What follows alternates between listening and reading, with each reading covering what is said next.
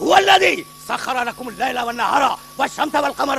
سنو، اللہ وہ ہے جس نے مسخر کیا رات کو تمہارے لیے، مسخر کیا دن کو تمہارے لیے، اس نے سورج کو مسخر کیا تمہارے لیے، اس نے چاند کو مسخر کیا تمہارے لیے. والنجوم مسخرات بامرہ، اور ستاروں کو اپنے امر کے کنٹرول میں رکھا.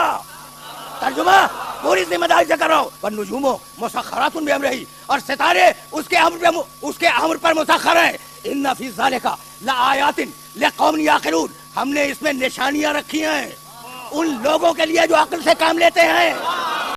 تو اب ذرا عقل سے کام لیتے چلو. سورج مسخر ہوا تمہارے لیے، چاند مسخر ہوا تمہارے لیے، دن مسخر ہوا تمہارے لیے، اس نے مسخر کیا.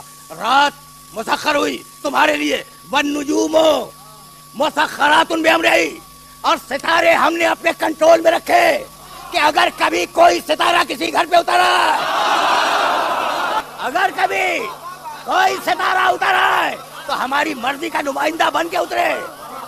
دیکھو قرآن مجید نے بکثرت مقامات پر اپنی آیتوں اور اپنی نشانیوں کا تذکرہ کیا. سورج نشانی ہے ہمارے وجود کی، تو اس کائنات کا ذرہ ذرہ اللہ کی آیت ہے. آیت کے معنی نشانی، آیت کے معنی نشانی. اس کائنات کا بے عیب نظام اس کی بے عیبی کی نشانی ہے. اس کائنات کا وجود اس کے وجود کی نشانی ہے.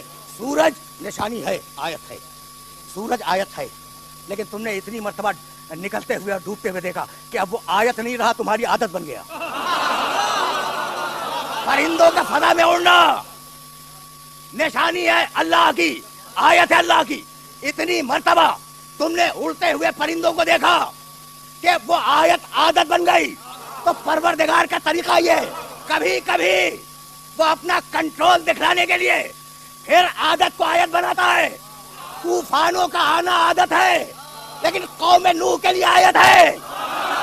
آگ کا بجھ جانا جلتے جلتے عادت ہے، لیکن اگر ابراہیم کے لیے بجھ جائے تو آیت ہے. مکڑی کا جالا بننا عادت ہے، لیکن اگر غار ثور کے دہانے پہ بندے، دروازوں کے ذریعے گھروں میں جانا عادت ہے، اور اگر دیوار توڑ کے بلایا جائے تو آیت ہے.